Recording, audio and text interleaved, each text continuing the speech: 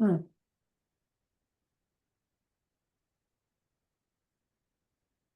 Okay. Hello, welcome back. We are ACI Course 9 class for, it is June 20th. Welcome to the solstice. Ta-da, 2025. Let's gather our minds here as we usually do. Please bring your attention to your breath until you hear from me again.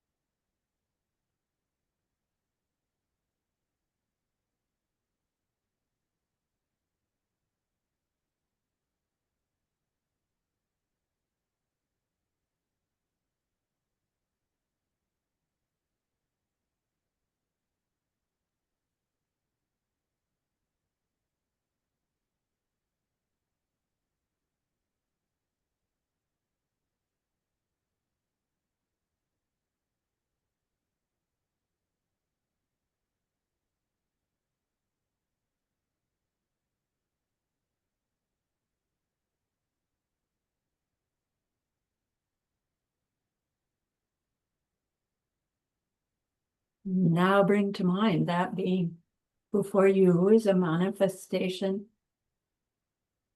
of ultimate love, ultimate compassion, ultimate wisdom,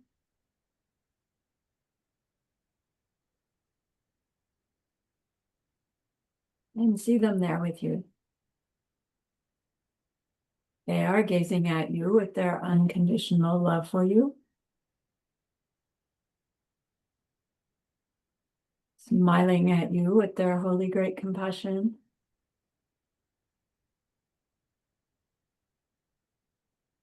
their wisdom radiating from them, that beautiful golden glow encompassing you in its light.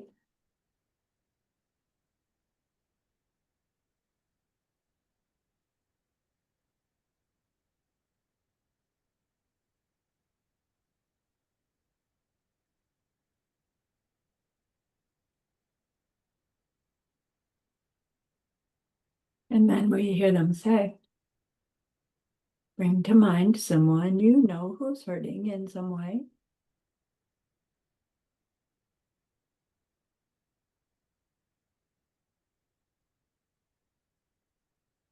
Feel how much you would like to be able to help them.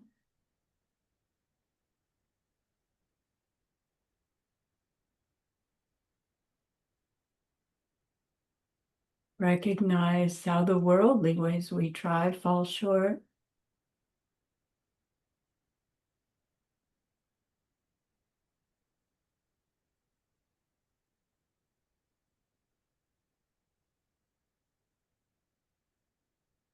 How wonderful it will be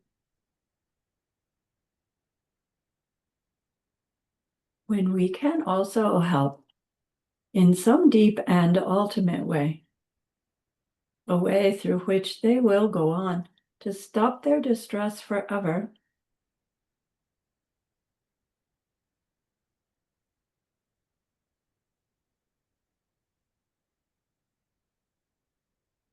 Deep down, we know this is possible.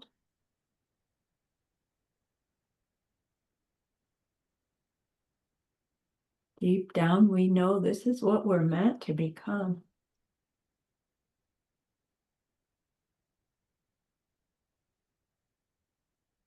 Growing our understanding of emptiness and karma, we glimpse how it's possible.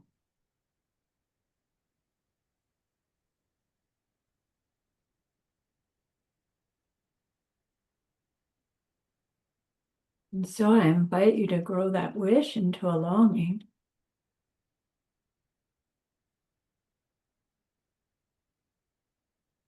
in that longing into an intention.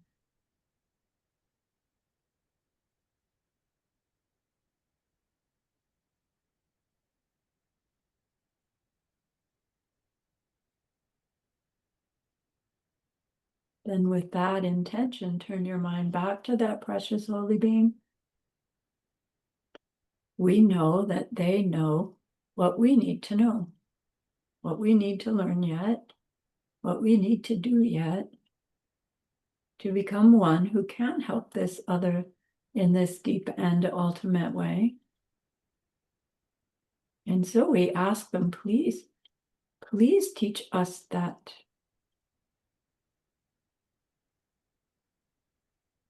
And they are so happy that we've asked. Of course, they agree. Our gratitude arises. We want to offer them something exquisite. And so we think of the perfect world they are teaching us how to create. We imagine we can hold it in our hands, and we offer it to them, following it with our promise to practice what they teach us, using our refuge prayer to make our promise. Here is the great earth, filled with fragrant incense and covered with a blanket of flowers. The great mountain, 4 lands, wearing the jewel of the sun and the moon. In my mind, I make them the paradise of a Buddha and offer it all to you. By this deed, may every living being experience the pure world. Idam Guru Ratnam Andalakam Niryatayami. I go for refuge until I am enlightened to the Buddha, the Dharma, and the highest community. Through the merit that I do in sharing this class and the rest, may we reach Buddhahood for the sake of every living being. I go for refuge until I am enlightened to the Buddha, the Dharma, and the highest community. Through the merit that I do in sharing this class and the rest, may we reach Buddhahood for the sake of every living being. I go for refuge until I am enlightened to the Buddha, the Dharma, and the highest community. Through the merit that I do in sharing this class and the rest, may all beings reach their total awakening for the benefit of every single other.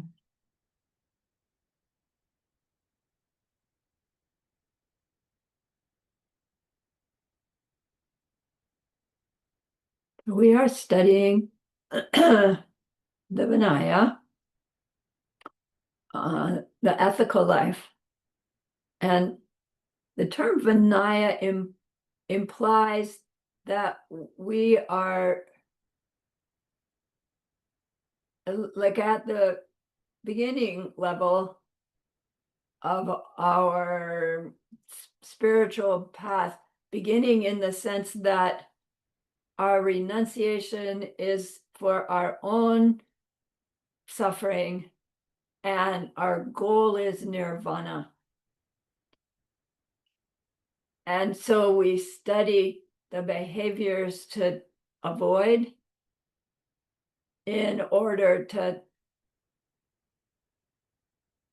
technically, in order to reduce our distractions so that our meditation can go deeper, so that we can spend more time in deep meditation and stop the period of time in which we are like subtly recreating samsara and get a few minutes of relief from all of that suffering and grow our understanding of where it really comes from so that we can do what's necessary to stop perpetuating our mental afflictions and reach that state of mind where we are free of mental afflictions forever, not just when we're in meditation. So Vinaya implies we're at Hinayana level, not derogatory lower path, not like that. But our beginning foundation of motivation is that we personally recognize life is suffering and nothing but. And then somewhere along the line, maybe it's even at the beginning, we realize, well, in fact, others are suffering, way worse than me. Even ones that are more fortunate than me, they're suffering worse than me because they don't know they're going to lose it all. They don't know they're suffering while they're enjoying their stuff. It's like the more aware we become of the mistaken nature of our world and our experiences, the more our heart opens to what we see we've created in the world, right? From our ignorance. And we want everybody to get free of ignorance, even the gnat, right? Even the slug, right?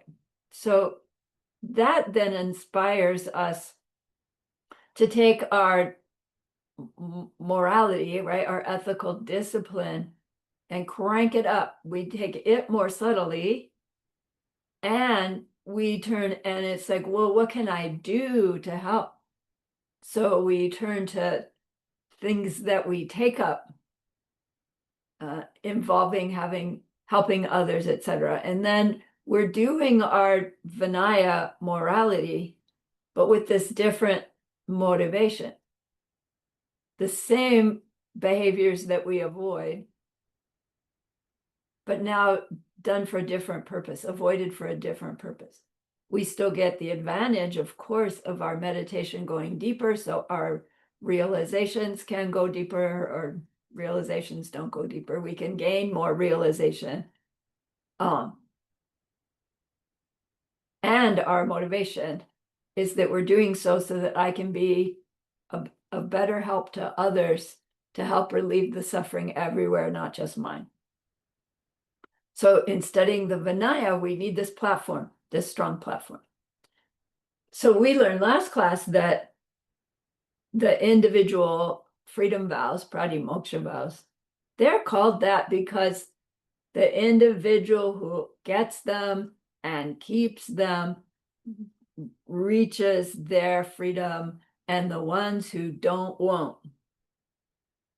So clearly we have to do it ourselves, number one, and secondly, without stopping harming others. No amount of I want to help all beings is going to work if we just keep going on the way we habitually go on. So we personally have to change, us personally, in order to see those changes in our outer world that we want, whether it's individual level, Hinayana level, or all sentient beings level, Mahayana level. A deeper piece of that is that the individual freedom vows results is nirvana.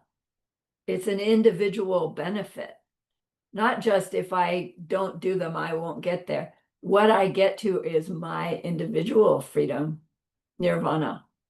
So we don't say then that, oh, I want Mahayana because I want Buddha, because nirvana is along the way. It's part of the Buddha mind, of course. So it takes both the pratimoksha, and then built on top of the pratimoksha will be our Mahayana behaviors, added to it, not separate from it.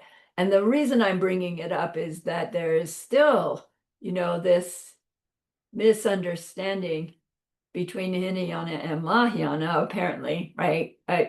Our training is so good, and I don't see any other groups, so I don't really know. But to have this, oh, I'm Mahayana, right? You're Hinayana.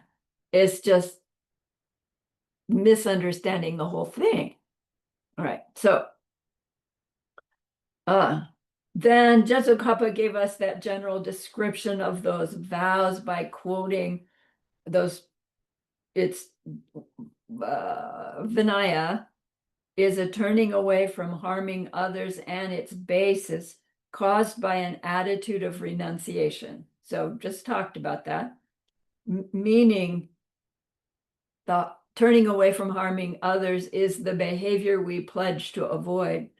But the basis is the attitudes that make us that would propel us to do those behaviors in the first place.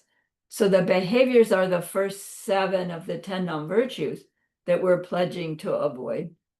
And then the basis is the coveting, ill will, and wrong view beliefs, or right reactions to our beliefs that compel us to kill, steal, cheat, lie, speak badly, etc. So the vows aren't to avoid those mental states, because we could never actually do it, but it's to work on the behavior that the mental states propel, which is how we go about working on the mental states, right? By not acting from them, we take some of their strength out, and slowly we can chip away at those mental afflictions. All right, so this class goes on. Jetso Kampa is going to give us a little bit more specifics about the 8 different kinds of vows. So we learned about all these different factors about vowed behavior, vowed morality in last class. One of those was that 8 different kinds of vows one can take, not specific vows, but categories of vows. So today and next week's class is going through those different 8 categories. They can be divided into 2 groups. So I'm getting my screen share here.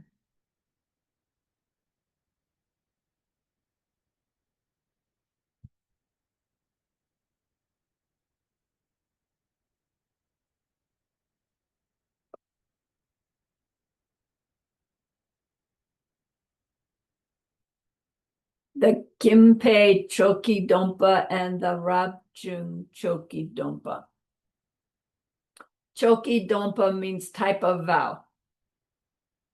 So Kimpei type of vow. Kimpei is the word for householder.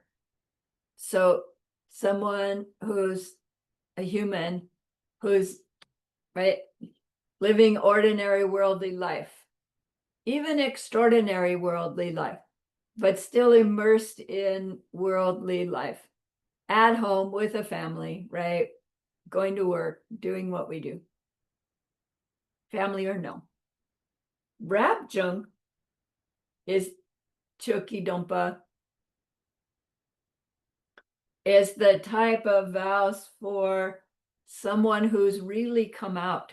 So Rabjung literally means to really come out.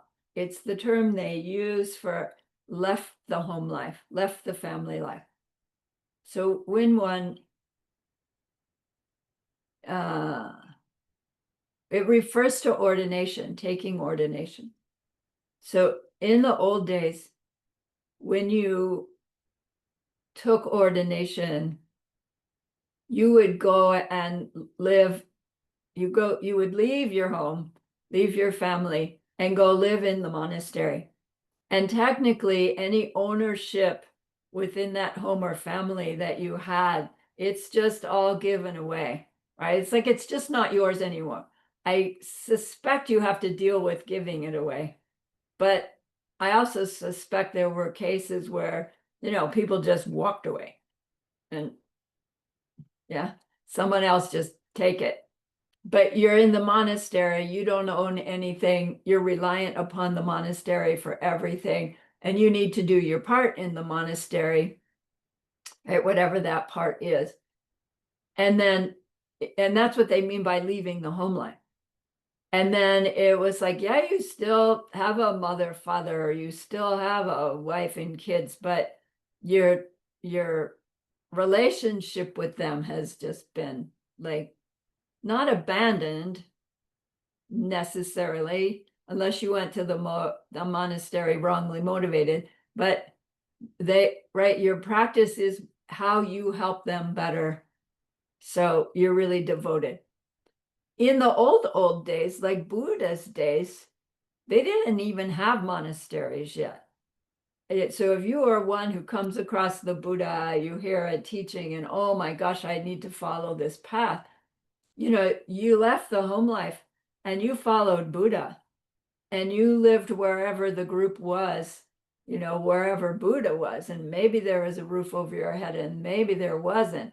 And it's like your devotion to that teacher was, it doesn't matter where we are, what we're doing. Yeah, so definitely left the home life. Now, in the West, at least, there aren't the monasteries, so there really isn't this distinction between left the home life and not left the home life.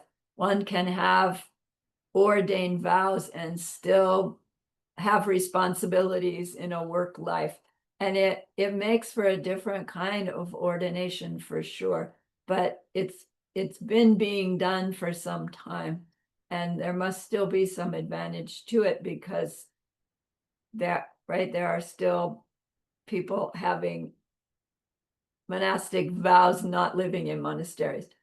A sign of degenerate times that there aren't monasteries to go to. But anyway, or not as many. There are, of course, some. So the difference is the vows of discipline that we take as a householder versus the vows of discipline that we take as someone who's left that household. They're going to be different, obviously, but based on the same principles, the same basic behaviors that we're trying to avoid. So Jesson Kappa is going to go through the different kinds of groups of vows that we can have as a lay person, and the different groups of vows that we can have as an ordained person. Lay person.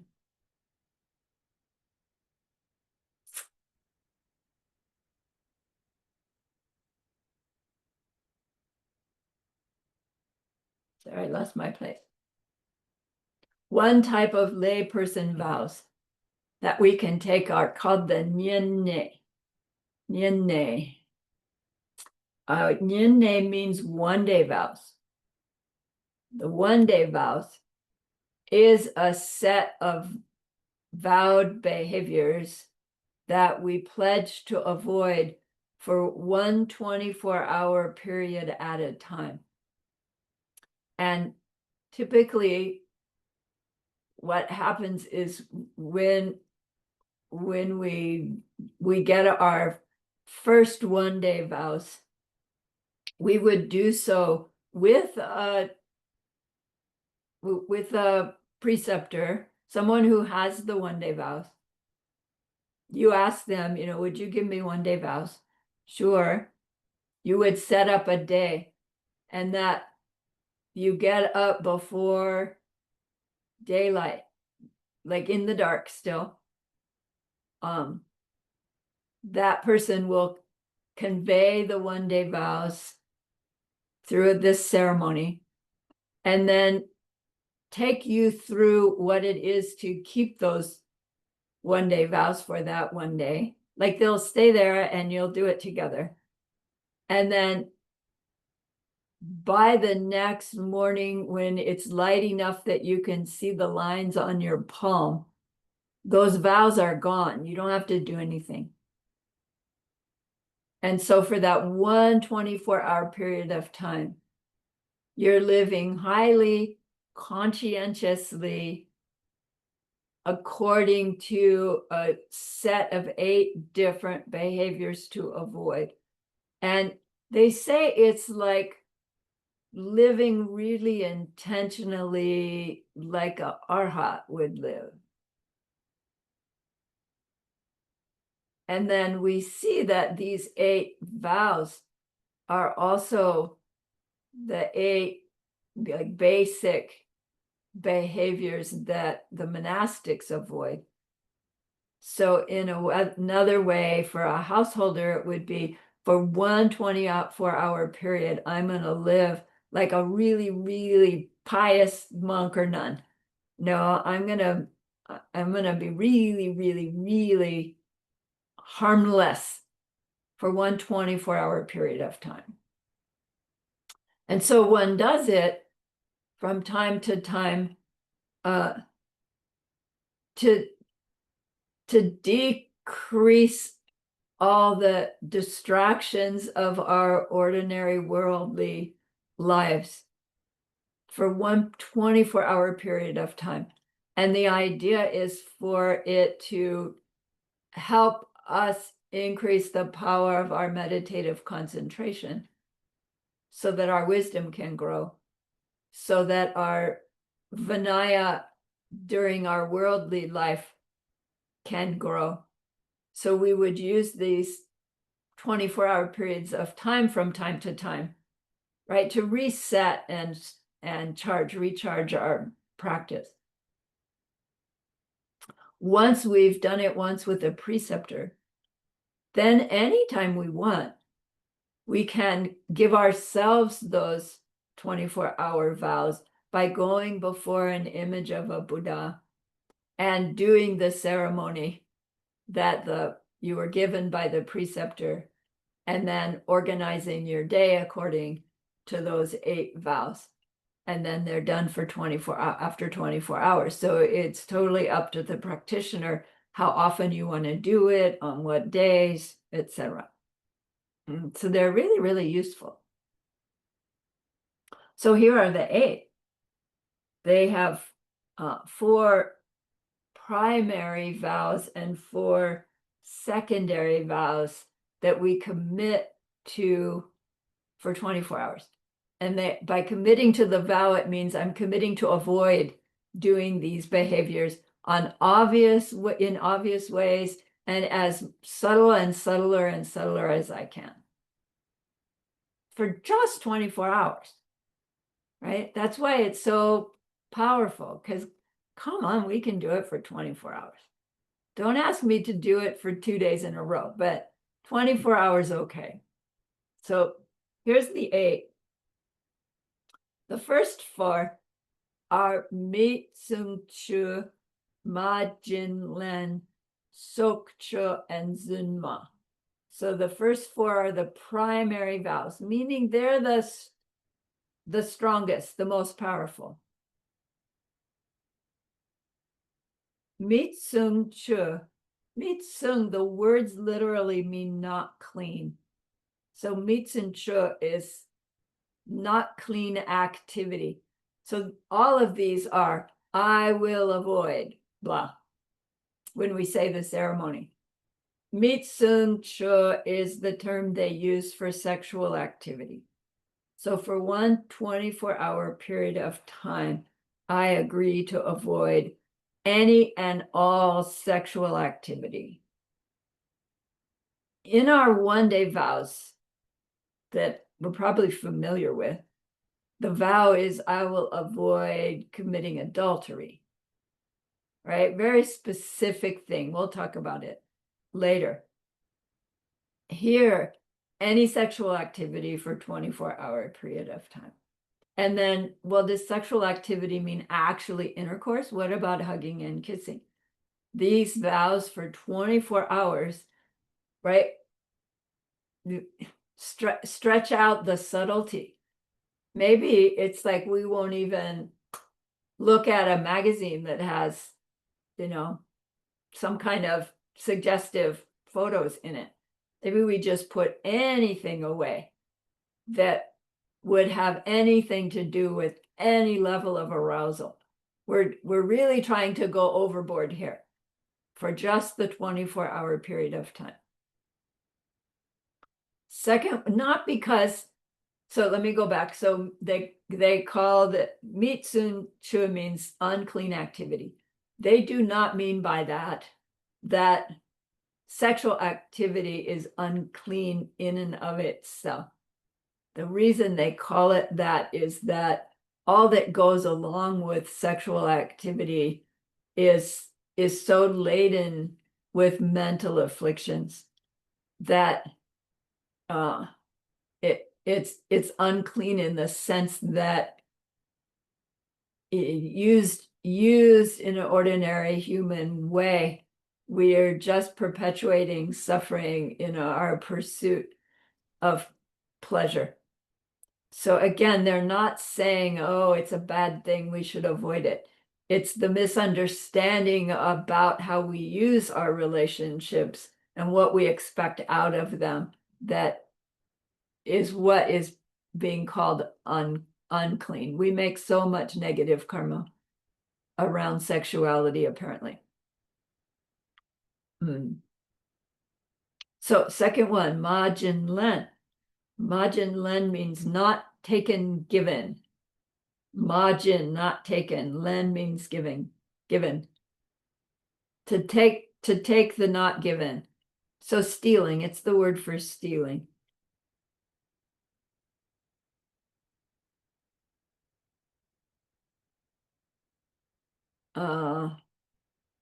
Like obviously you break into somebody's house and take what's theirs, that's stealing. Obviously we cheat on our time card to get the company to pay us more money because we do overtime and they don't pay us for overtime and they really owe it to us anyway, but there's no way to get it legally, so I'll just do that. That's stealing. Cheating on our taxes, that's stealing. For this one day vow, we're wanting to take all of that more subtly, to take something that is of value that has not been given or offered to you. We perceive that as stealing, and the seeds that get planted mean we're going to get stolen from. We're not going to be able to get our needs met when we want them, right? And then all the baggage that goes along with that. So for this 124-hour period of time, we want to be really exceptionally sensitive to whether what I am utilizing, what I'm procuring, what I am having, was it ethically procured? So like maybe we have the habit of now and then taking a pencil home from work, and it's like we don't think anything of it. And then maybe it happens a couple of times a month. And then after 5 or 10 years, we look back and like, oh my gosh, I've actually taken, 100 pencils from work over all this time. And we still might think, it happens. Versus one day, you just gather up 100 pencils and walk off with them, right? Clearly, taking the 100 pencils all at one time would be stealing, right? But what about the pencil here and there that's accumulated over time? Isn't that stealing too? And the subtleties of our behavior for this 124-hour period of time, we're wanting to like go that far.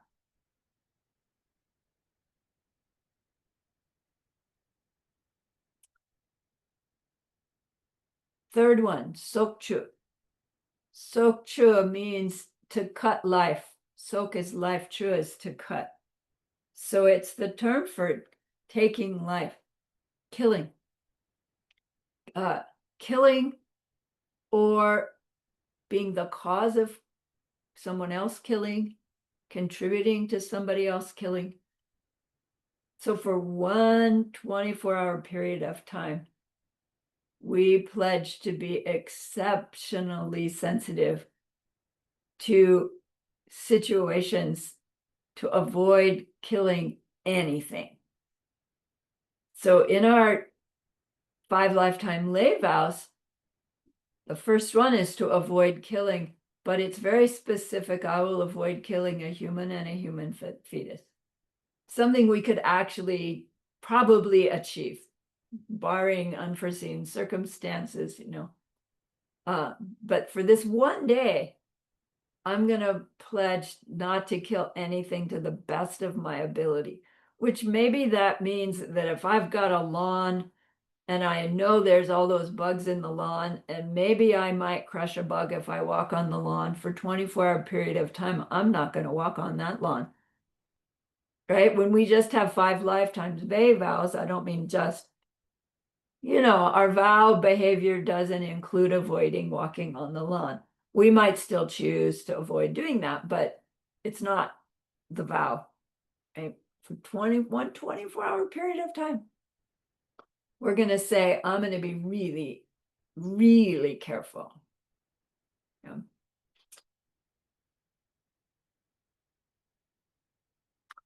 Fourth one of the main ones, Zun Ma. Zun means false, and Ma here is to speak falsely. So lying. We've heard that the worst kind of lie is to lie about our spiritual practice, and the worst of the worst is to say or imply that we've seen emptiness directly when we haven't. And Geshe Michael always adds, when you see emptiness directly, there's no doubt about it. So if you have had an experience that now that you know about emptiness directly and you think back and go, gosh, I wonder if that was it, it wasn't. It was something special and extraordinary, but it wasn't the direct perception of emptiness because you would know it. Whether you call it that or not, different story, but you would know it. So he says, you can't lie about seeing emptiness directly, right? Either you say it and it's true, or you can't say it at all. You won't say it at all. And then they say, when you have one of the things, you realize that if you do say it to somebody, they can't confirm it. So there's no advantage to telling them that. So you won't say it unless there's some extenuating circumstance that it would be of benefit to do so. So here, though, for one 24-hour period, we are pledging to be exceptionally careful with our speech, to give accurate perception with our speech. And really, when we get more and more and more subtle, we can never actually speak accurately, because the words we speak, because they are perceived by an other, by the way the other understands them, we can never know for sure, can we? Right? There really is no such thing as speaking truthfully for others. We can only speak truthfully for ourselves. So for 24-hour period of time, we're going to say nothing but the truth. And there's a silly movie called The Invention of Lying or something like that. And it's so quirky. It's not what you think, because you'd think, I don't know, anyway, it's a great Dharma movie, I thought.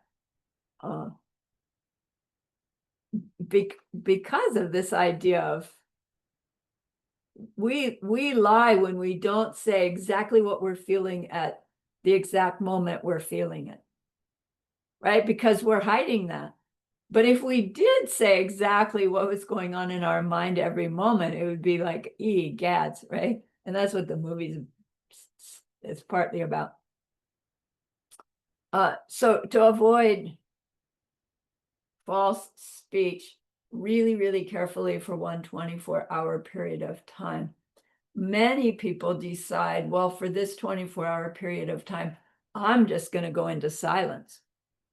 And I'm not going to say out loud anything but my prayers, my recitation, my mantra, because that protects my speech.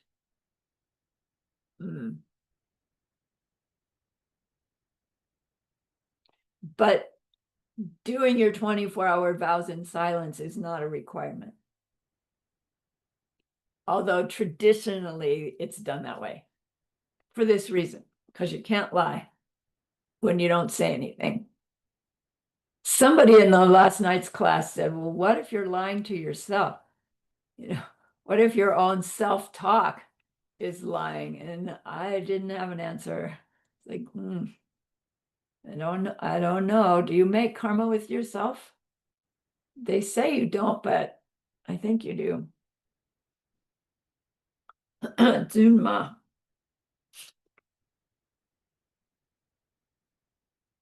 Excuse me.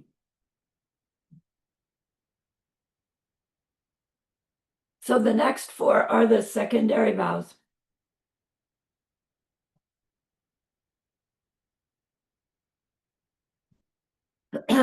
So primary vows are means they're stronger. Is that right?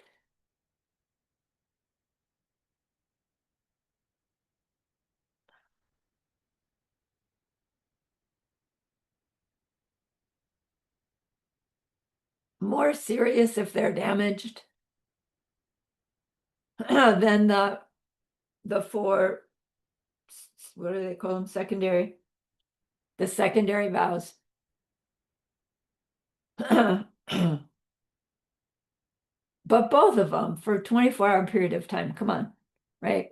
We can keep them.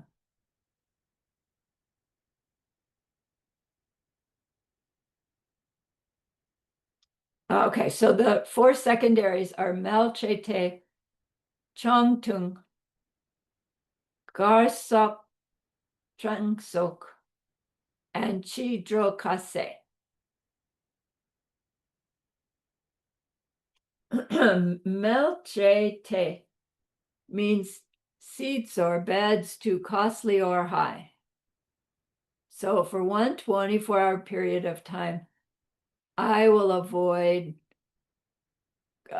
seats or beds too costly or high, meaning the use of luxurious items.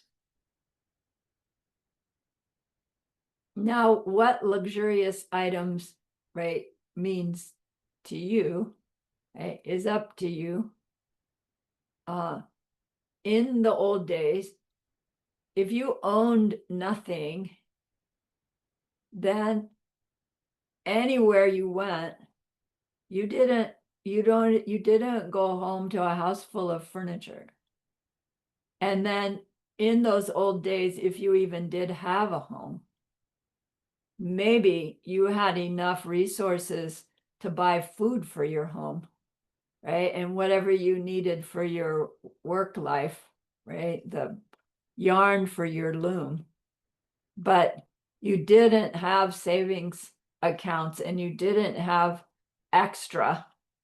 So you didn't have money to spend on having somebody build you a table and 6 chairs for your dining room that you didn't have, right? You just sat on the floor, inside and outside. Then, as some prosperity is gained, wow, I have extra money. I can buy a chair. And then it doesn't matter whether that chair is really fancy or the chair is pretty minimalist. The fact that you now have a chair, right? It's a luxury. So for you, taking your 1-day vows, you would say, okay, for today, I won't use my chair. I will behave as a arhat, as an ordained person, arhat, and avoid use of all those things that represent worldly success, worldly prosperity, worldly, right? To just for 1 24-hour period of time, overcome those attachments to things. Right? We're talking about a householder who has stuff, accumulates stuff, right? We're all householders, me sort of, and we have stuff, right? And some of that stuff, when we first became adults, we just had hand-me-downs and everything. And then finally, we got prosperous enough to get our first like new set of furniture. Everybody go through this? For David and I, it was like 1981 or so. We both had jobs finally, jobs that actually earned a little bit of money. It seemed like a lot of money to us then. Now it's like, how did we ever live on that? But we went and bought a set of dining room furniture and a living room set. Like we spent a lot, over a couple of weeks. And then this dining room table and its 8 chairs, like it was our pride and joy. And we took care of it, and I oiled it every year. And then, over the years, we moved it and it went to Diamond Mountain. And when we went into 3-year retreat, we just like left everything to Diamond Mountain. And by then it was, 20, 25 years old. And we come out after 3 years and the thing's all banged and stained and it's like, wow, after 3 years, it got worn more than because it just wasn't taken care of, and even though I had given it away, I was still a little hurt. Our beautiful table, right? And then again, it was like, nah, we gave it away. But then, long story short, ends up we swap furniture with Diamond Mountain and we get it back. No, so we have our dining room table and chairs back again that I still am so attracted to and fond of. If I'm not me and I look at it, it's just an old banged up teak table. But to me, it's still my malchete, right? My luxurious stuff, right? Because it was so special to me. So for my 1 24-hour period of time, I would say, okay, I'm not even going to use my dining room table. Not because there's anything wrong with using a dining room table, but to get off the automatic pilot of it's important, it's precious, right? It reflects who I am. It reflects that I'm prosperous, right? All that baggage that goes with that dining room table. And then what about my sofa? It's like, oh man, maybe that sofa has that criteria, maybe it doesn't. If it doesn't, you can use it. But, it gets more and more subtle. We do have a sofa in this house that was left behind by the previous owners. And, it's a dirty old thing and I have it cleaned up, but covered so you can't see. But I don't have the attachment to it like I have to my other sofa, right? So I would say if I'm going to use a sofa, I'm going to use that old clunker that's covered. And I'm not going to use the one that's still special to me, even though to somebody else, it looks like a clunker too, right? So my point is, it's not, oh, I will avoid somebody else's high throne, right? But my old stuff I'll continue to use normally because for 24-hour periods, I want to get off automatic pilot. So you might just decide, nah, I'm not going to use any of my furniture. Well, then what about your bed? Are you going to sleep on the floor? Maybe, maybe not. What imprint do you want to make in your mind for your 24-hour vows? This is personally driven. We're at individual freedom here, okay? Malchete. Geshe Michael said, for that 24-hour period of time, you don't watch your big screen TV and you drive your VW van to work instead of your Mercedes Benz. I thought that was funny. It's like, yeah, right. Then Chong Tung means, how are we doing? Chong Tung. Chong means Chong, not Shang. Chong Tung means to drink. Chong is beer. So I will avoid drinking beer. But here, beer means any kind of partaking of substance that is meant to intoxicate our mind. So alcohol and other intoxicants are partaken of because they have this effect on our mind of relaxation. We call it relaxation, feel good. In fact, it dampens our responsiveness to things, which means it dampens our ability to maintain this high conscientiousness about our behavior. And so intoxicating our mind puts us in a position where even if we still think we're able to think through a response, we won't think it through with the same kind of clarity we would if our mind was not influenced by that stuff. And so the danger is that the end result of our thinking through an issue is we will choose based on what's best for me, because that's our habit. We will fall back into habit when we intoxicate our mind. So to take intoxicants damages our conscientiousness, and that goes on to damage our ability to think deeply in our meditation, and that goes on to block our ability to get deeply enough to recognize the, I want to use the word truth, but it's stalling in my mind because it's not quite right. To gain the meditative platform to reach the realizations that we are aspiring to reach.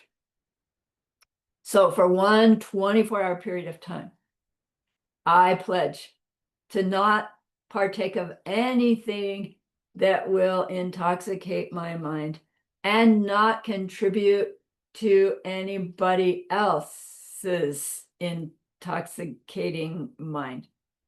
So suppose you've already taken I will avoid alcohol, but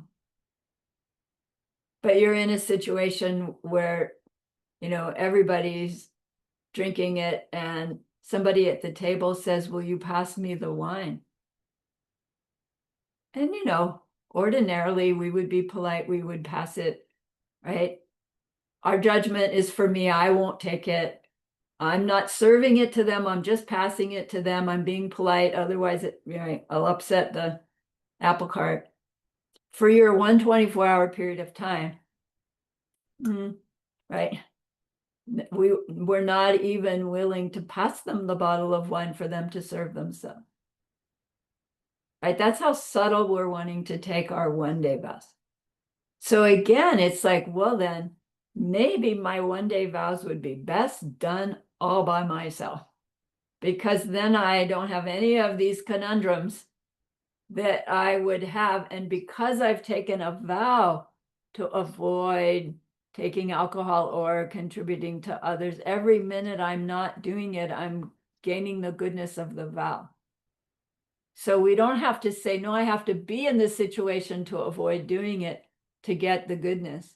There is an advantage to putting ourselves in those situations and seeing ourselves respond differently, wisely. But for 24-hour vows, we're using the goodness of having a vow. And then to make it easy for ourselves, maybe you just do them on your own. So then you can be in silence and avoid alcoholing, right? Your mind or somebody else's with ease. Okay.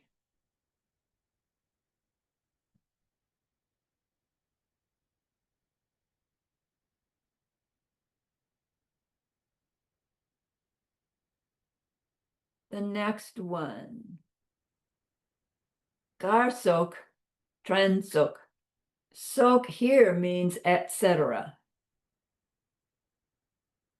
So gar, etc. and tren, etc. Gar means dancing, etc. And tren is flowers, etc. So dancing, singing, playing music is the gar, etc. and related activities, whatever those might be. Flowers, etc. Means using flowers to adorn our appearance. So flowers in our hair, flower garlands on our head, right?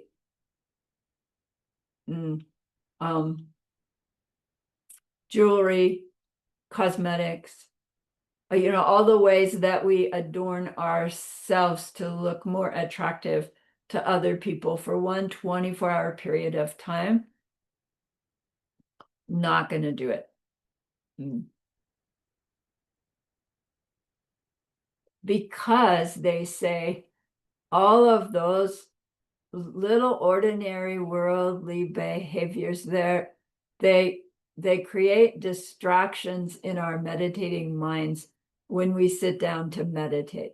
And it doesn't just mean, oh, you went to the dance the night before and now you sit down to meditate the next morning and you'll be forced to remember the dance the night before. Not really necessarily like that disturbing our mind, just all of that sensory input is contributing to the habit of experiencing or needing sensory input, so that when we go into deep meditation, our mind is still going out for entertainment, right? And it's not able then to sink deeper to where, right, what's going on is being directed by our meditation efforts topic. So this one, the Garsok Drang Sok, is specifically about, for 24-hour period of time, stop going out to these sensory objects for entertainment, for verification, for whatever the things we go to our outer world for 24-hour period of time. Relate to your outer world in a different way. We call it strict, we call it severe, we call it, what's the word? Austere. Live austerely for one 24-hour period of time. And those 24-hour periods of time accumulate their goodness, so that we don't technically have to live austerely forever, all the time. If we apply our 24-hour vows, right, in a way combined with our 5 lifetime lay vows, which is our coming up, we can make progress. We can make good progress, right? We don't have to become ordained. There's advantages, but there's also disadvantages in the sense of where we are in life. All right. Last one. Chidro kase. Kase means food. Chidro is afternoon, food in the afternoon. So I will give up taking food in the afternoon. So this is keeping this tradition of eating once and putting everything away and being done with it. It says I'll avoid eating in the afternoon, which is literal. They say afternoon, literally, no more food. But what it doesn't mean, eat 3 meals between when you get up and noon. It means have one meal, have it finished by noon and all cleaned up and done. And then forget about needing to eat, prepare, clean up. It's all done. So in Buddha's days, there they are out living in a forest, They get up in the morning, take their begging bowls, they go to town, they receive whatever they receive, and then go back to the park. I'm guessing that if somebody didn't get much and somebody else got a whole bunch, they probably shared. I hope so. Anyway, And then they all ate, cleaned up their bowls, put them away, and they were done for the day. And it left the whole rest of the day for their practice, right? And their study and Buddhist teachings, etc. So I don't know now in the monastery if they all do one meal a day anymore. But here for one 24-hour period of time, we're pledging to do that. One meal finished before noon. You can finish at 7 in the morning if you want. You can finish at 11:45 if you want. Up to you. But just done and put away. Yes, Chris. Unmute, please. This is the one I negotiate with myself the most because I want to make it like intermittent fasting or some other worldly thing. So would you say that the spirit of it was kept? Because it's like I work till 2, right? And I don't want to have my one meal at work. Or I could, Right. so you would say have one meal in the morning, but what if you did a thing where you did one meal at 2, say, and that was your only meal for the day? Would that still be keeping the spirit of what you think this one day vow is? Right, right. So if you're doing the one-day vows Uh-huh. for the greatest power, we would want to choose a day when we are not actually going to go to work, Okay. so that we could stay with the right specific instructions and have my meal before noon. Yeah. If we're wanting to approximate these in our daily life,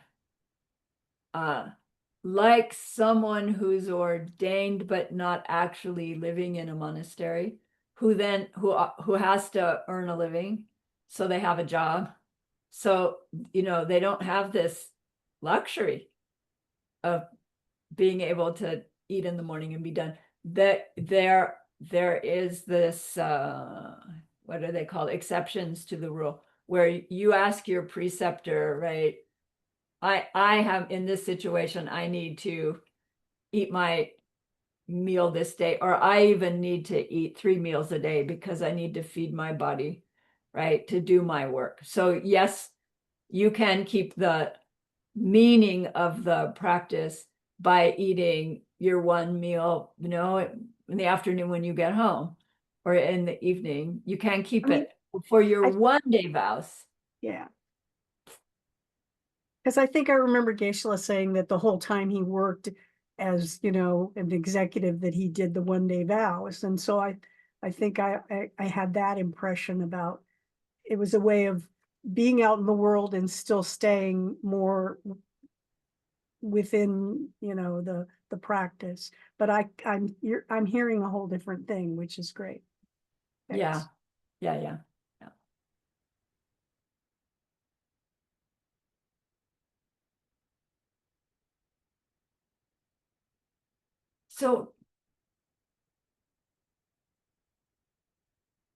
So let's take our break.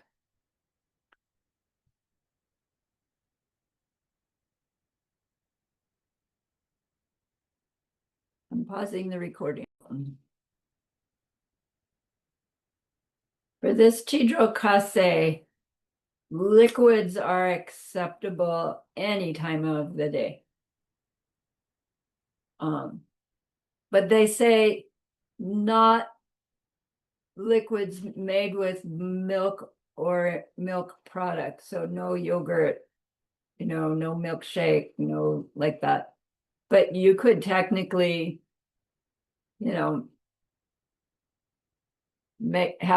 have fruit juice and tea and vegetable juice. They don't even specify clear liquids. They just say liquids are okay, but just not milk or yogurt or that kind of thing.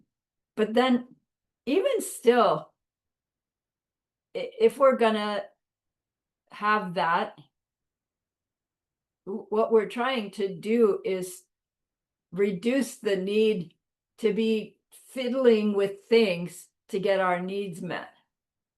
So for the 24-hour period of time, we would need to have our meal planned out, right? You don't have to make it ahead of time, but you need everything that you need for that. In which case, during that time, make the juices or the stuff that you're going to drink all day, so that you just, if you need it to sustain your body, you can just go get it to use it, and you don't have to distract yourself to make it. Do you see?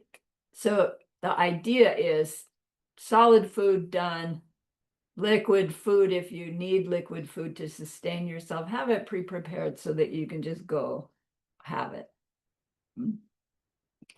And again, if for any reason that this one needs to be accepted, like you would say, for instance, Chris, you would say, if you're going to do your 1-day vows on a day that you do have to go to work, then when you're taking vows and you get to the one that says, I will commit to avoiding eating after noon, you say, and I won't be able to avoid eating after noon today, so this one is accepted, right? So you don't take all the vows and then let yourself break that one.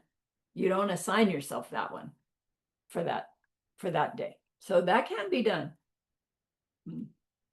But then it's a little hard to do the not killing in the subtle way we're trying to not kill if we still have to commute to work, right? So, right, it's really, these vows are for our use, and we can fine tune them according to what we believe that we can keep, that we can actually achieve, number one, and then use to push the envelope a little bit harder, push the bar up, right? The frequency with which you take them is up to you.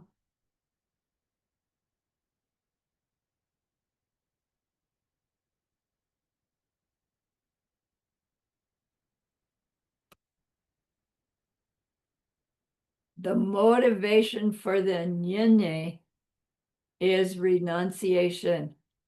I want to stop my suffering. To do that, I need to get deeper meditation so that I can gain wisdom. And so I will take my 24-hour vows to gather the goodness and decrease the distractions of worldly life, so my meditations in the future will go deeper.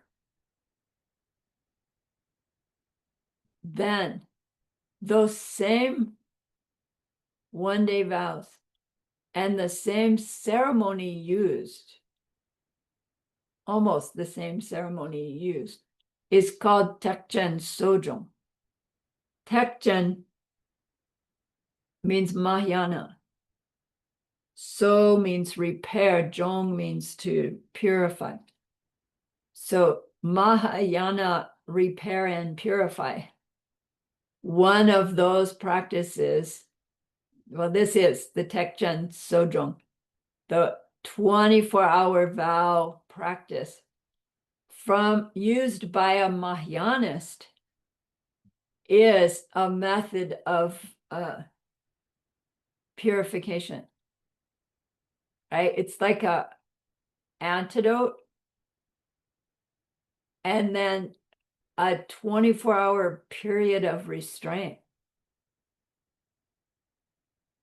So it's the same 8 things to avoid, the same ceremony that we set it up with, but the motivation is our bodhicitta.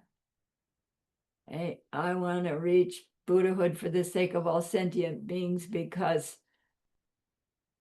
they're suffering so terribly.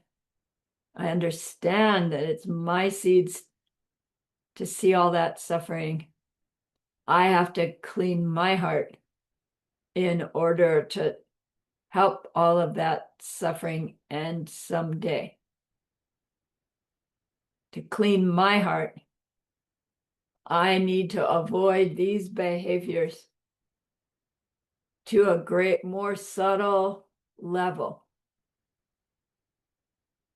And so I'm going to take vows to avoid these behaviors on a more subtle level for just one 24-hour period of time. and I'm using it to help clean away all my ignorance and selfishness that makes me do all those behaviors that I'm trying to avoid for 24 hours. And in cleaning those out and not replanting them for one 24-hour period of time, I'm gathering this goodness that I dedicate to my deepening meditation so that my wisdom can grow, so that I can help others stop their suffering. All right, so just that one little bit of additional factor bodhicitta changes the whole 24-hour vows practice seed planting that it does. Same considerations, same behaviors, same ceremony. You just don't call it Nyunye, you call it Tekjen Sojong. So if you received your 24-hour vows, I think the Diamond Mountain did it as part of the Medicine Buddha sessions at one point. You received Tekjen Sojong. You didn't technically receive the Nyunye, right? Even though it's the same practice. So Tekjen Sojong, typically people do those on those days when our merit is already being multiplied. So on Sagadawa, Wesak, well, no, Wesak doesn't count. I mean, it does, but from Mahayana, Sagadawa, first turning of the wheel day, that 2 weeks of miracles at the turn of the new year, all of those time periods are commonly times when a householder, a Mahayana householder, would do their Tekjen Sojong day, 24-hour period of time, because you're already multiplying your merit, and now you're doing your 24-hour vows, which is like a huge merit making thing. Like you can just like rocket fire your goodness seed accumulation by doing that, but you can do them anytime. There's still extraordinary goodness to do a one-day vows day anytime you want to assign it to yourself to do. All righty.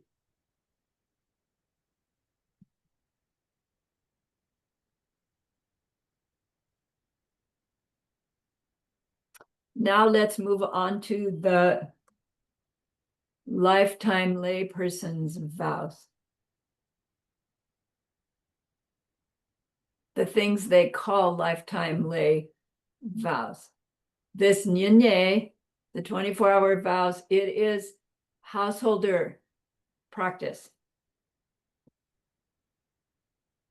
The other vows available to householders is the Genyin vows. Here it is. You like wrap this into one word, Genyin. These are the 5 lay vows. They call them, there are the 5 lay vows for men and the 5 lay vows for women. They are the same vows, but they're given in these 2 different categories. I'm not exactly sure why. There are only 5. And the 5 are worded very, very specifically, such that they're meant to be vows that we can actually keep. Like reasonably easily, we can keep them. They last for this lifetime. And when we reach the end of this lifetime, those lifetime vows are gone. Yeah. So the 5, we know them. I will avoid killing a human or a human fetus. So every moment we're not killing a human or a human fetus, we are gathering the goodness of keeping the vow. Right? One day vow, I will avoid killing. Like harder to do, technically. But killing a human, avoiding killing a human fetus, there are a lot of subtle ways we can contribute to that. As we're driving around, we can be sure that we and others are wearing their seatbelt. I can be really sure I won't even look at my phone. I am driving safely. I will not speed up to go through that yellow light. I will check to be sure there's not somebody behind me speeding up to go through that yellow light before I slam on my brakes or go through the yellow light, right? I will be really exceptionally careful in my moving around amongst others to avoid, to the best of my ability, any situation that could set in motion the end of somebody else's life. Like we already do that. But once we have our lifetime layperson's vows, we can just have that more in our state of mind. I'm driving safely as part of keeping my vows. Yay, right, for that. Gets a little bit more tricky. I think we've talked about it before. You know, what if we have a parent and they're at end of life? Do I jump up and down and make them take the latest cancer treatment when they say, no, I've had enough? Or do we say, okay, I'll support you as you die? Are we breaking our vow to not make them live 3 days longer by force feeding them? It's difficult, right? It's difficult situation. What about you? You know, it's like, I intend to have a do not resuscitate when I get closer, right? I'm not brave enough to put it on my record now, but am I breaking my vow by saying don't do everything to keep me alive when I have my heart attack or stroke? These are not easy things. But as a general day-to-day, we can do all kinds of things that helps protect life. And we're not in the habit of killing people. So we can keep this vow. Second one is stealing anything of worth. So similar to what we talked about for the 1 day vow, anything not given. Ken Rinpoche would say, you know, think about the person who owns the thing. If you took it from them, would they feel stolen from or not as your criteria? And then you would have to say, well, if I were in that position, their position, would I feel stolen from if they come home and that thing is missing from their house? You know, maybe it's one of their 50,000 pencils, you know, and it's like, thank goodness one of those is gone. Or is it their, I don't know, their coffee table book on photos of Yosemite that, you know, they don't really need that. They've seen the book before. I'll just take it with me and I intend to bring it back to them. And then they come home and it's like, where's my Yosemite book? And right, even though its value is probably nothing, it was valuable to them. We wouldn't do anything like that. But the subtleties, you know, is what we're looking at here. This vow is you decide other people's stuff is other people's stuff. And I'm going to ask before I use it. I'm going to get permission. You know, I'm not going to take it. It doesn't matter how much I think I need it. We become so safe around other people's stuff, right? That they're willing to leave their person wallet wide open in your care because, right, they trust you so much. So again, before we take our lifetime layperson's vows, we hear about these and we would need to like check our own heart. Like, am I careful enough about other people's stuff that I can take this vow and keep it? You know, if we weren't, we wouldn't be inclined to take them. So when we do take them and we're like, well, I'm not a person who steals stuff. Once we have those lay vows, we have this opportunity to be a little more conscientious about how we behave around other people's belongings. Simply because enlightened beings want us to create the seeds so that there's always abundance for us and everybody. And to be in the habit of taking things from others makes for us a world in which we can't get our needs met. So avoiding stealing anything of value. Third one, I will avoid lying about my spiritual life. So not just I will avoid lying. We're trying to do that anyway, but specifically, I will avoid lying about my spiritual life. I won't say I've seen emptiness directly when I haven't. I won't say, you know, I see Buddhas walking around if I don't, right? We won't lie about our spiritual realizations. Fourth one, I will avoid committing adultery.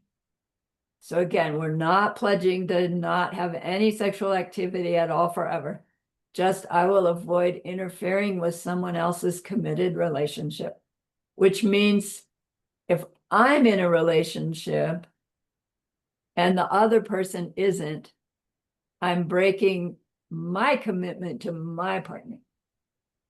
If I'm not in a relationship and the other person is in a relationship, I'm breaking their commitment to their partnership.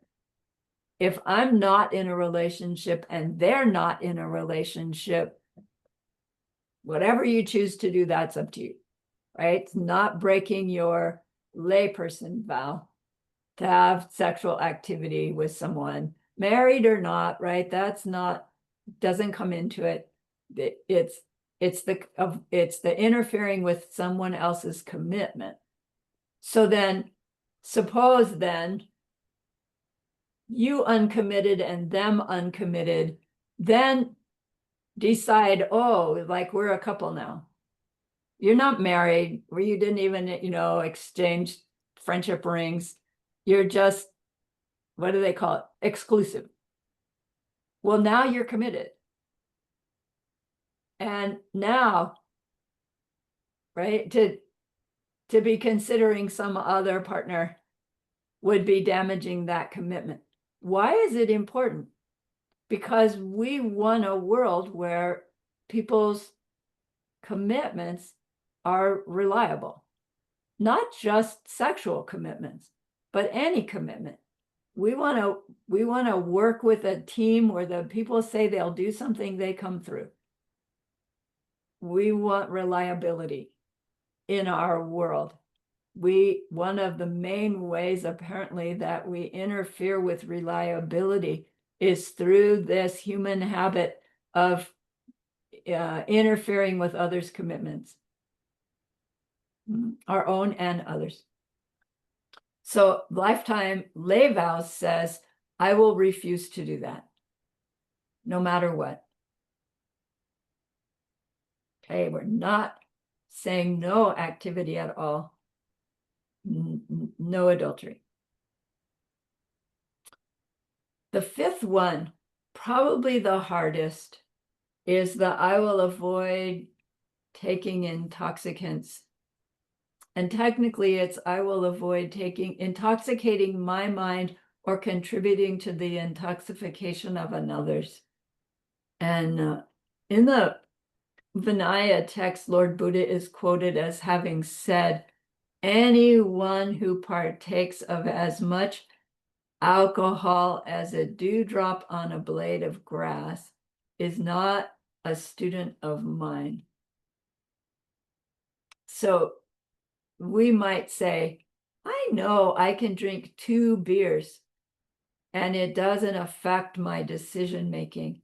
I know that at the end of the 3rd beer, I will choose a 4th beer, and then, you know, I'm getting happy enough that I can't trust my decision making. So I can drink 2 beers, Buddha, and be just fine.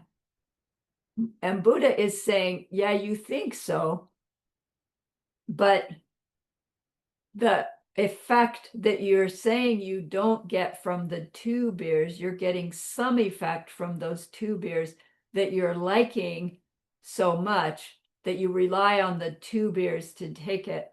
And that's going to shift to where you need 3 beers to get to that level.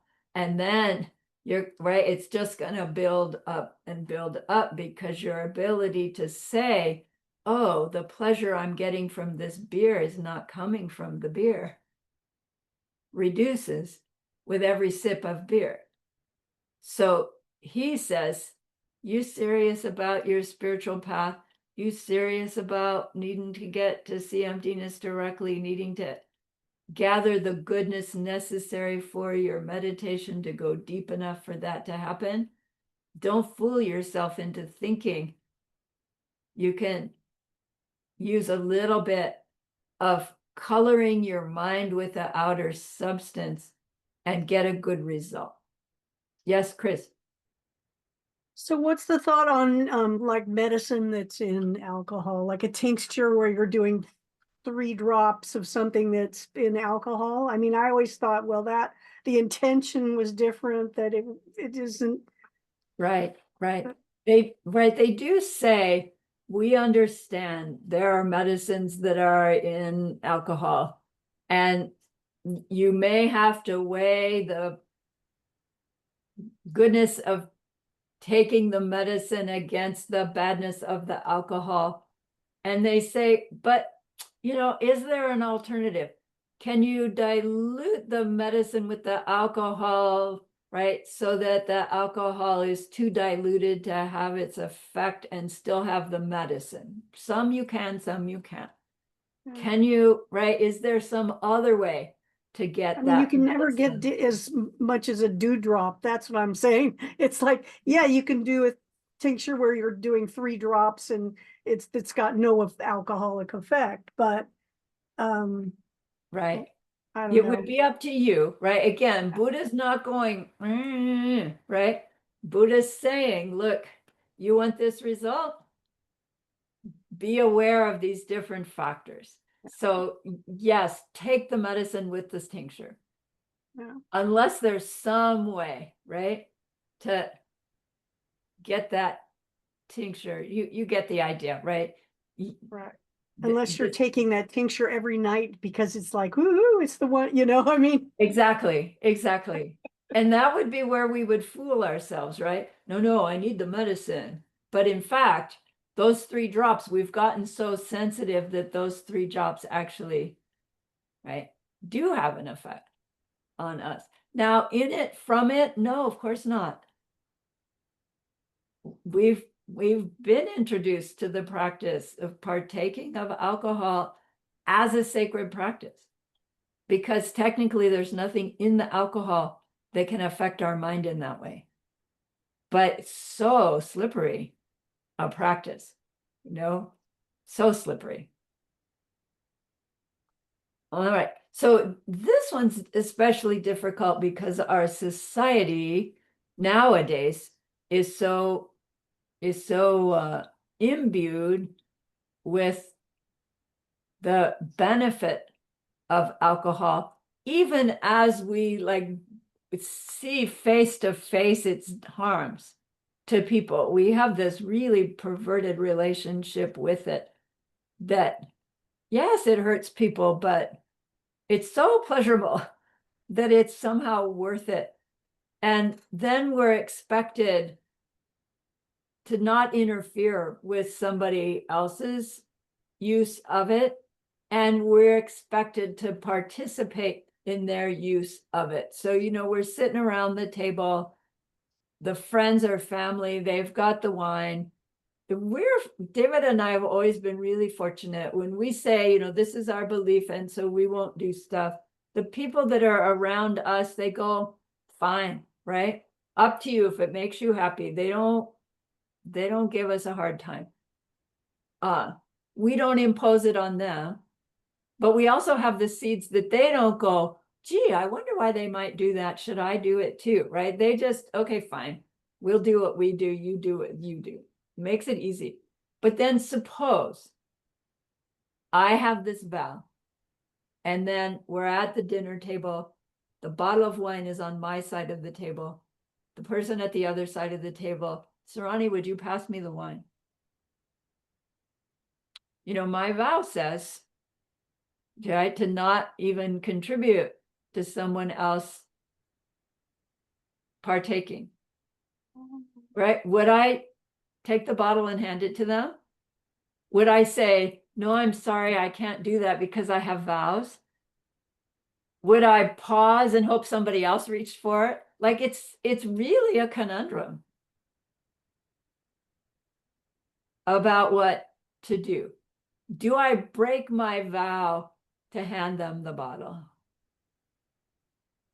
You know, I'd have to have my motivation really clear. And I have to admit, my surface motivation is I just don't want to rock the boat. So I hand them the bottle. I could go deeper than that. I don't want to rock the boat. They're going to take the alcohol anyway. It's emptiness. This could be offering them nectar. Someday it will be. I hand them the bottle. Or I could just hope that I could pause and somebody else will grab it and do it. But then I'm hoping that somebody else will take the karma. I don't know, right? To be honest with you, I just automatically hand them the bottle and then, work on my vow in a different way. This one gets slippery. Again, once we have the vow, it is not up to us to make sure that nobody else drinks alcohol. It's up to us to set the example of the advantage to our mind, to our heart, to our behavior of not needing to go to alcohol to celebrate or to enjoy or to have a meal complete. But it's not up to us to preach to somebody else until they ask us about it. Right? And then they've opened the doorway. And then we're sensitive to how they respond to how we talk about. The main thing with this vow is our willingness to swim upstream. I don't expect people to agree with you, even expect them to fight with you a little bit about it because they're going to automatically think that you're judging them. So don't be judging them. Support without supporting. I don't know quite how you do it, to be honest with you. Our tradition says you want your lifetime lay vows, take all 5 or not at all. Other traditions say, here are the 5. You take the ones you think you can keep. And when you're ready to keep the others, we'll give you those then. Right? You can see there's an advantage both ways, but we're in a lineage that says all 5 or none at all. Okay? Now, often the question comes up, what about being vegetarian then? If I take my 5 lifetime lay vows, doesn't that mean I have to become vegetarian or even vegan? And then the vow doesn't say that, right? The vow is, I will avoid killing a human or human fetus, right? If your meal time included humans or human fetuses, yes, you would have to avoid eating those. But the vow does not say you have to quit eating meat. Nowhere in Buddhism does it say you have to be vegetarian or vegan. It teaches avoiding harming others. It's totally up to our own view, our own position. And it's, again, one of those really slippery things.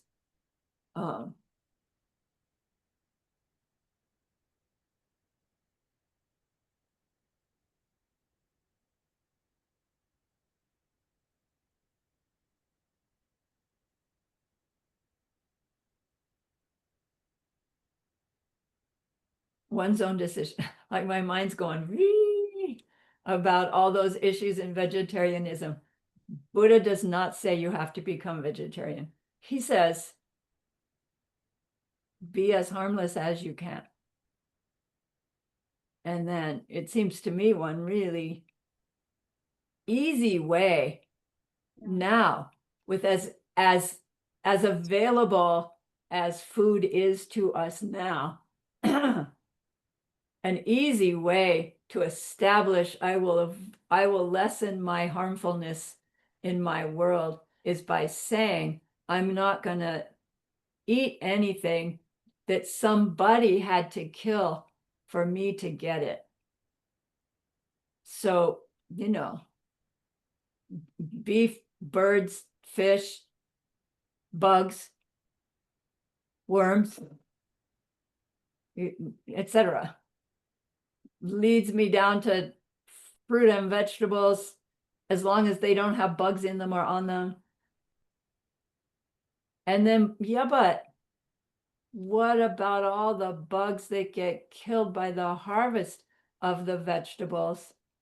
Like at some point, it's like, I know, I do have to feed this body still. So at some point, it's like, all right, I need to accept those. Maybe I'll do organic as much as possible, so at least they haven't intentionally killed the creatures to get the stuff to grow. It's just fewer creatures killed, just the ones during harvest, right? I mean, like, we can't actually live in a samsaric world without contributing to killing in some way, but we can minimalize it to the best of our ability. Well, then what about veganism, right? You don't kill to get milk or yogurt or butter, but it's harmful in some way. It's really up to us to decide, right? To what extent we decide we're going to stop contributing to that cruelty, even. And nowadays, there are vegan versions of all those things that we seem like we absolutely have to have in our diet, but now we don't want. I mean, I've got yogurt in my refrigerator, and it's not made out of coconut or soy stuff. It's dairy.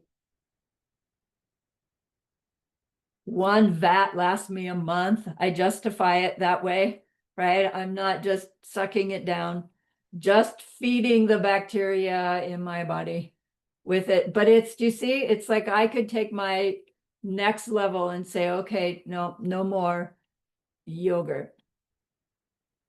It's our choice and our level.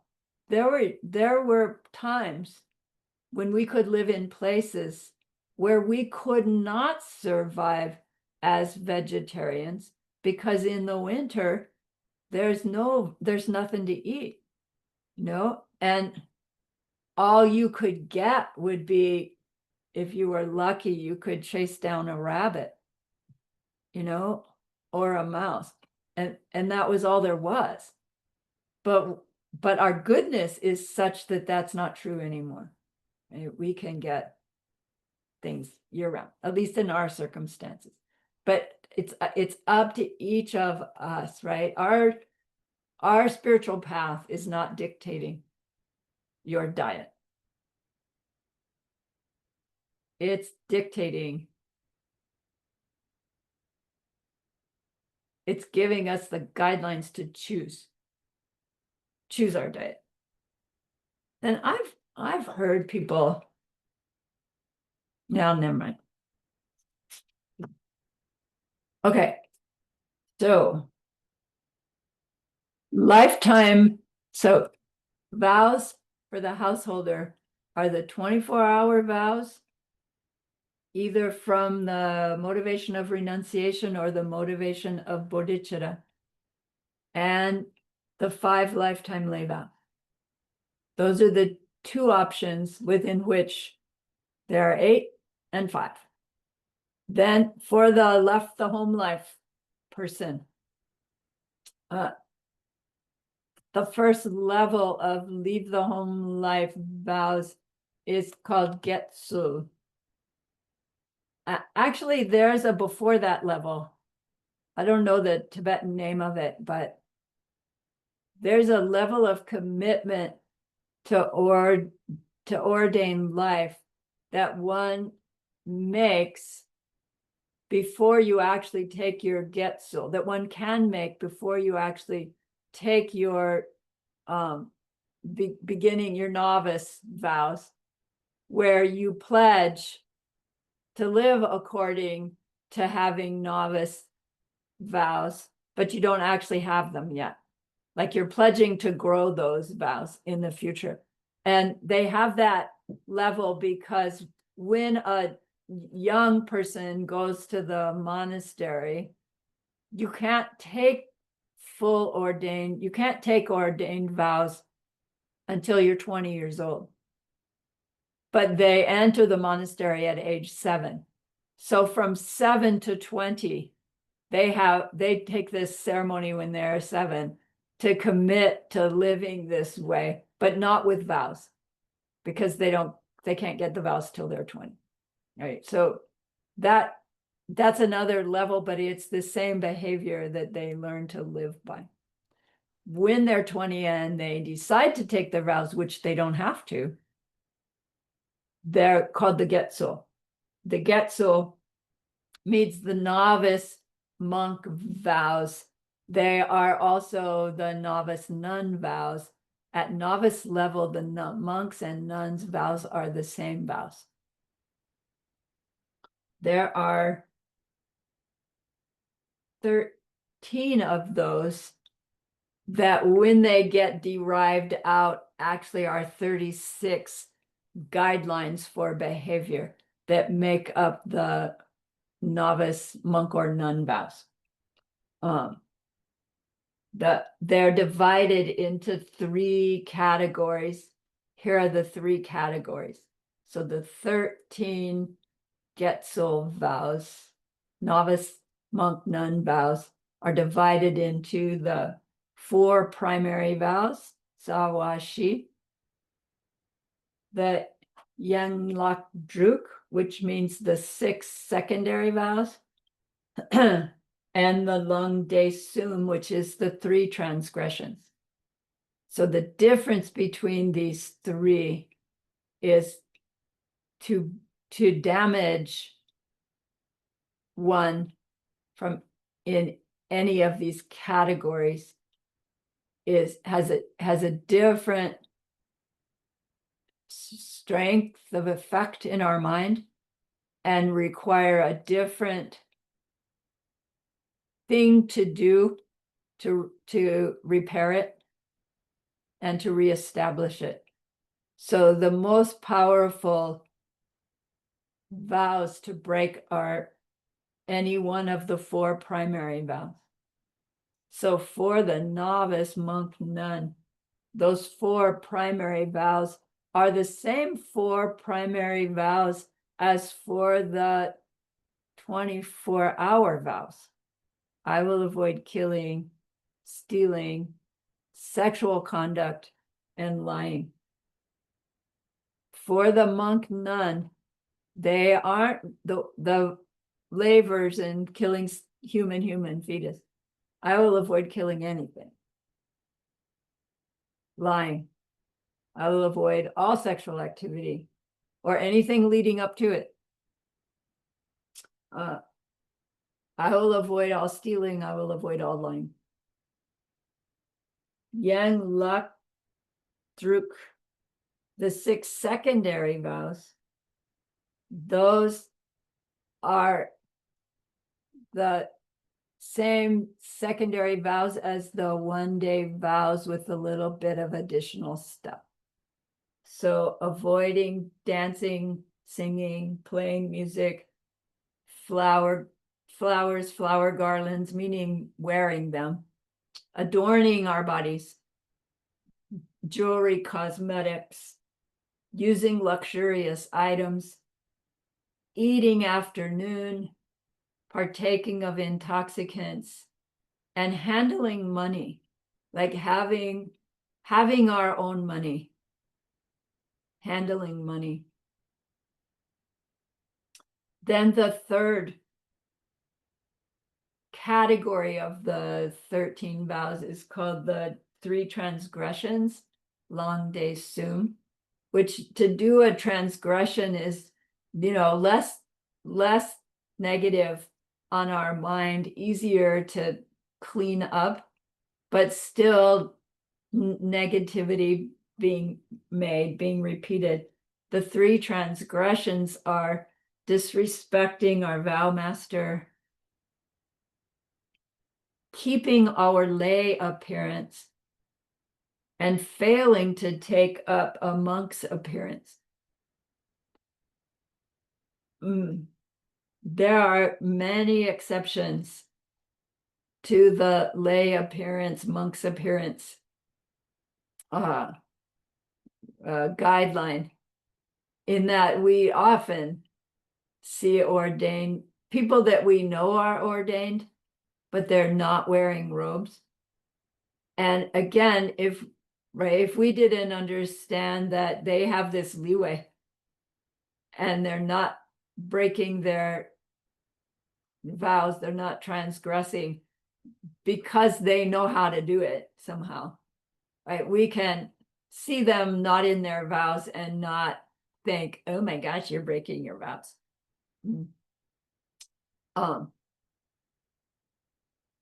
Nowadays, if a monk nun has to, take care of themselves instead of live in the monastery and get taken care of, you're in circumstances where you can't wear your robes. You can still function as your monk nun you, but you just can't go to work in your robes.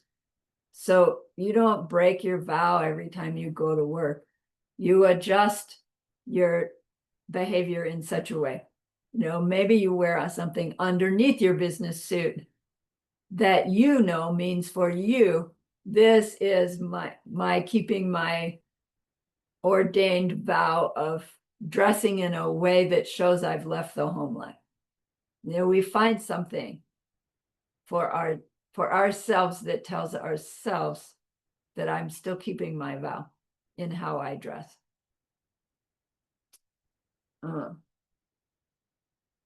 So you learn the details of the vows once you get ordained. And then you learn also how to clean them up and grow them. Lay people are not supposed to learn about the ordained vows, mainly because they don't want householders who are the supporters of the ordained, judging the ordained according to how well the householder is perceiving them keeping their vows, because then the householder is going to give more or withhold their support according to how well they're perceiving the monks are following their vows. That seems like it would be a good system to me. It was like make everybody work harder if I have to perform to get my support. But that's the antithesis of what we're trying to do, is to get off automatic pilot by I do this, I get that. So they say it's a bad karma for the supporters to decide I'll support you if you're doing a good job and I won't support you if you're not. Like if we've pledged our support, we support. But wait, like what if they're taking our support and going and doing really harmful things? What's our job as the supporter of the monastery? Yeah, we do have a obligation to see that our support is used in a way that they're pledging to use it, right? Anyway, it's not that their ordained vows are so secret. It's that they don't want this negativity going back and forth. We don't know the mind of the monk nun who appears to be doing something that's breaking their vows. We don't know what's going in there on their mind. So don't judge them, because who's going to get the result of judgment? Me, right? we heard that if you are me or one like me, you can judge another. If you're not like me and you judge another, you will fall, not just fail. Your judgment will be wrong because you're not omniscient. I'm talking to myself, but you'll fall to lower realms as a result of your judgment that you thought was right, that wasn't right, because I'm not omniscient, right? So there, don't judge the ordained. But then once we hear what the ordained vows are, this novice level ordained vows, and if you realize, oh my gosh, I'm mostly already living like that. I want credit, right? I want credit beyond the lifetime lay vows. Can I get credit? And then, it depends on who your abbot is as to whether they say, yeah, good idea, you get credit, or, no, really not. So ordained. So that's this class. We'll pick up more about ordained vows next class, about the categories and etc.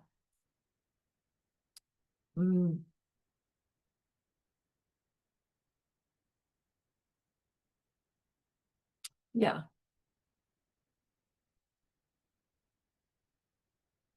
All right.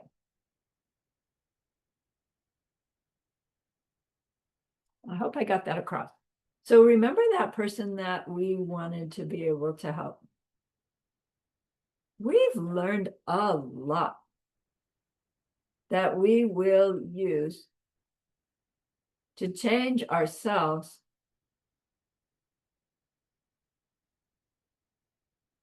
so that we can help that other in that deep and ultimate way someday. And that's an extraordinary goodness. So please be happy with yourself. Think of this goodness like a beautiful glowing gemstone that you can hold in your hands.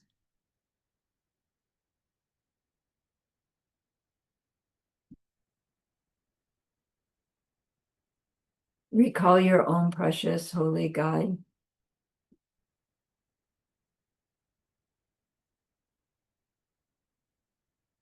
See how happy they are with you?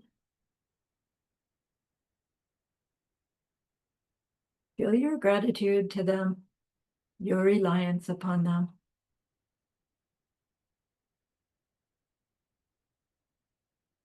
Ask them to please stay close, to continue to guide you, help you, inspire you.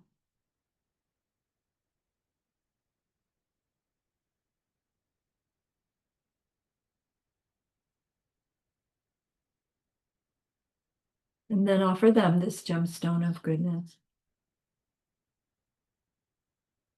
See them accept it and bless it.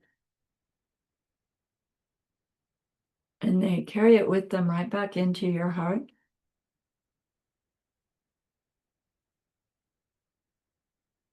See them there, feel them there. Their love, their compassion, their wisdom. It feels so good, we want to keep it forever. And so we know to share it by the power of the goodness that we've just done. May all beings complete the collection of merit and wisdom, and thus gain the two ultimate bodies that merit and wisdom may.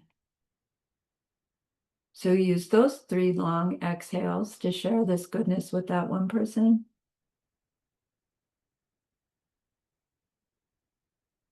To share it with everyone you love. To share it with every existing being everywhere. See them all filled with happiness, filled with loving kindness. And may it be so.